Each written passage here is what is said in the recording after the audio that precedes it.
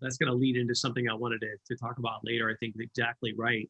And hear this everyone's saying hybrid, hybrid, hybrid. I mean, let's just put an actual definition to that, right? I think it's one thing to talk about it in the technology sense, which you can get all sorts of different definitions if people want to talk about hybrid in terms of technology. But I think, as you and I know, it's really, what is it? What's the solution around it, right? I'd love to get your thoughts on that, so we can, as we talk about hybrid, we're speaking to a specific definition. Yeah, well, for me, that is that the definition is all around the new expectations here, that it's a joint experience, and we're using joint engagement tools, and in the end we're reporting that in some form of uniform way, so we're comparing apple to apple. So that sort of, those three sort of elements, that it's a joint experience, it's a joint we're using a joint engagement tools, and we're reporting it through one system, so that you can really those are, that is to us what defines sort of the new expectations of hybrid. Awesome.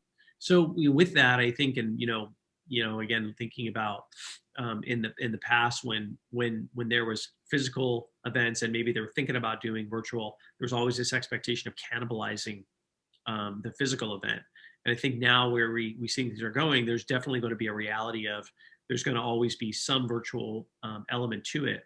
And so I kind of look at it, and we've talked about this. Is there a worry of cannibalizing future physical event, or is there really a bigger opportunity for those companies that were putting these on to maybe actually take this and create an actual bigger business opportunity, versus looking at it in terms of saying we're going to cannibalize maybe something that was in the past? Yeah, I think two things there. So let's tackle sort of the cannibalize element of it first.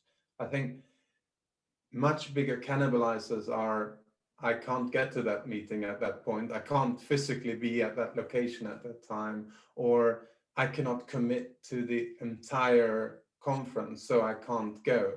Those were pretty black and white decisions, and with providing a hybrid conference, you're opening that up. So I think the true cannibalizers are not sort of, do you provide an option to participate virtually. So, and that's then leads on into the second part, is sort of what value can you now bring?